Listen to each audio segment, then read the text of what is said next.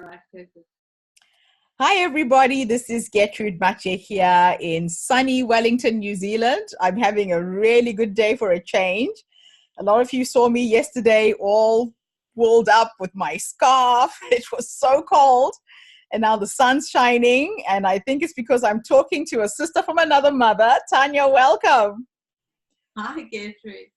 I've been loving these podcasts because they are connecting me with women from all over the world, and Tanya and I share the same origins in that we're both from Southern Africa. I did not expect to see you on this podcast, but just tell everybody exactly who you are, how old you are, and just share with us your story.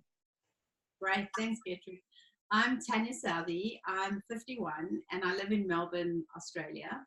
But I was born on African soil in South Africa.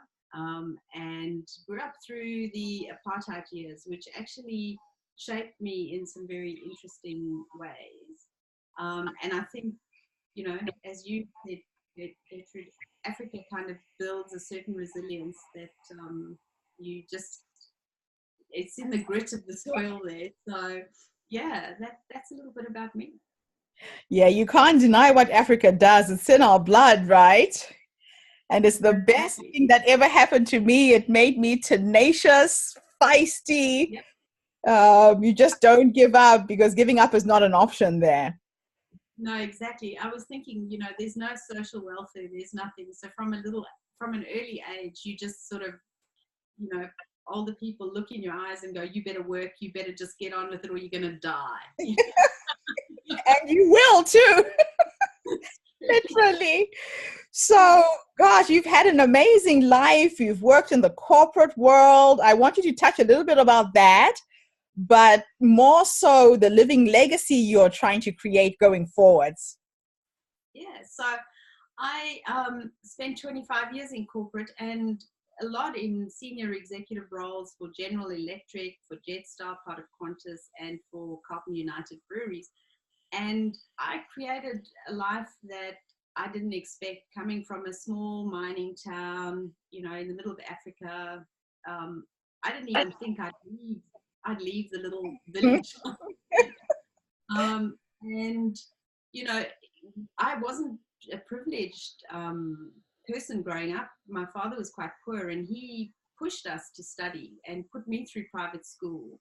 And I remember at the time really almost hating it, because all my friends were, they lived in better houses, their parents drove better cars, and I used to feel like really grumpy about things.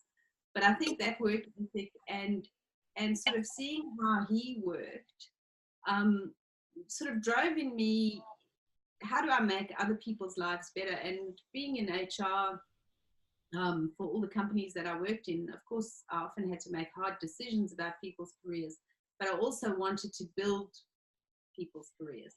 Okay. And kind of, especially women, I've got a passion around building women, because I really believe that when women are empowered, they educate their children, they bring up children, and as women, I think we tend to kind of put ourselves last. Yes. And we have to learn to put ourselves first so that we can actually serve everyone that we love, because you can't serve from an empty tank. And so I was very fortunate in my last role to have worked on a massive $106 billion integration, selling our business that I was in at the time. And I've now taken a sabbatical. And I'm really looking to create a life I don't need to take a vacation from. Oh, I like that. That's my goal, that I really work hard, but at no point do I go, oh my God, I'm looking so forward to that holiday because I'm just so sick of this. Yeah. So I want to be doing work that I love with people that are growing. And so how that's shaping up for me in the last sort of 18 months is I've written a children's book, which my daughter illustrated. So it was a collaboration between the two of us, and that's doing really well, actually. So that's out.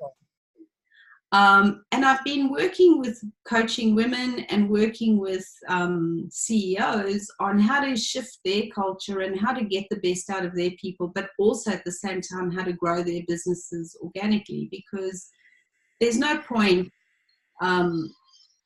telling people, oh, be nice to your people, but the business profits aren't there. CEOs don't listen to that. So how do you do both?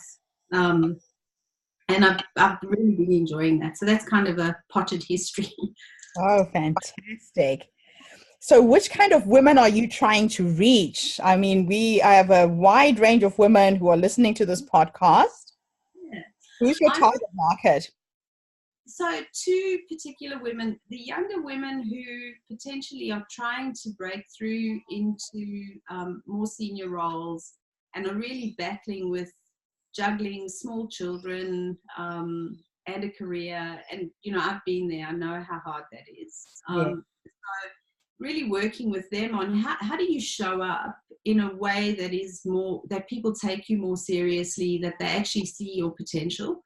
And then also with senior women who are, just trying to take their career to the next level. Fantastic.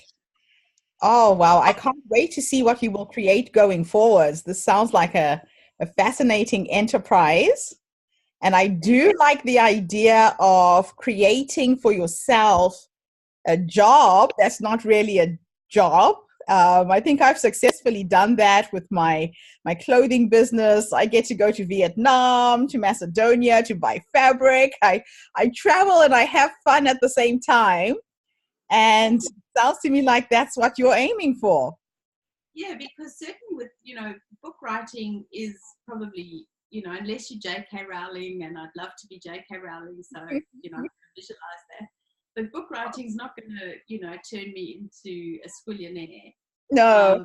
It's a real passion for me to write books that are interesting, entertaining, but also make people think and grow and develop. So, I'm hoping to do the same thing with books, go on a global book tour, coach and mentor women all around the world, and just enjoy life. Fantastic. So I'm going to ask you to leave us with 3 nuggets of wisdom. 2 to the younger women who are starting out. What would you have said to your younger self? And then I'll ask you for 4 nuggets of wisdom, 2 for each age group. And then what would you say to women over the age of 50? Okay, so the nuggets to the younger self, I would say, I think there's a real concept about us not being enough. And you are always enough for where you are at the point in your life. And if you don't believe in yourself, no one else is going to believe in you. Mm-hmm. And I think what's really difficult at the moment is social media and Instagram and all of those, wonderful things that connect us. Like I wouldn't have connected with you without technology, right? But they leave us with the impression that everyone else has got their shit together. Right. And they leave us with this veneer of connection around the perfection of everyone else's lives. And I think for younger women to, and this kind of goes to the nugget for what older women can do as well. I think we need to be more authentic. We need to connect with younger people and show them where we've had our own struggles and difficulties. Yes. And talk about our stories, because I think a lot of younger women are left with the impression that, it's somehow, is people who've been successful, it was in their DNA. They don't realize the depth that people have had to pull their through. So having those authentic conversations, especially when you're in senior roles, I know in my senior roles, having had conversations where I've been vulnerable, people have come to me and said, oh, now I feel like I can do it because you felt like I could. So that's kind of maybe for both, how do you reciprocate? with Yes. that. The other thing I would tell my younger self is, don't think that your plan is your plan. You know, if you think really big, you can go really big. Because if I had have lived with my plan, I would still be, you know, I'd probably be in Johannesburg, because that was a bigger city than, you know, than I grew up in. That was like, oh, imagine if you lived in Johannesburg. You know, really set yourself a big goal, and then just really see yourself living that life, because you can trick your subconscious brain into actually believing that that's what you're doing. And your subconscious will work it out, right? It will. And when you put it out there, and don't put it out with arrogance or whatever, put it out with humility and passion. But when you put it out there as to what you want, you will attract, you know, opportunities, or there's a part of your brain called the reticular activating system, which is a filter, and it filters out things that are not useful to you. Yeah. So if you use that part of your brain to actually filter opportunities, because if you don't believe an opportunity is going to be there for you, your brain will filter it out when it's right in front of your face. That is so true. So, you know, really working on yourself and seeing how you can shift. Change starts from the inside out. You know, first you've got to believe it, you've got to see it, and then when you can see it, other people will see it, and opportunities just come to you. Yeah. And you know, wonderful. and I would say the same to the 50-year-olds, because I think one of the biggest dangers of getting older is, especially in a culture that is so youth oriented, you know, we've all got to look a certain way, and everything's about being young. Yeah. It's very, when you turn 50 and you start getting lines, and you know, things are sagging, to kind of, I'm a has-been. And for me, I often follow this wonderful gynecologist, Dr. Christiane Northrup in the US, and she talks about the wisdom of your 50s and how it should be the best time of your life. And so what I really want to work with older women is to not fear aging so much, to step into the space where you have wisdom, you have experience, and what deliciousness is out there for you to actually contribute back to the world. You know, how do you become your own little mini Oprah in your own world, you know? Oh, I love it. I love it. I love it. That is a really nice message to leave us all with. How do you become your own mini little Oprah? I am so loving that, because we all have that greatness in us, right? Exactly. And, you know, you might not reach millions of people, but you might reach that one person that you make such a big difference to, that goes on and does something else. Yeah. And, you know, so I think in our 50s, we've got to start to say, and often some of us are having babies later, but often by your 50s, your children are more grown up, they're more sort of independent, and you can go on to do some other things. Yeah. And so my message to the 50s and the nugget is, use this time. Don't think it's dead time and you in the decline. Get energetic, get out there, you know, possibly you'll do the best work in your 50s. Yes.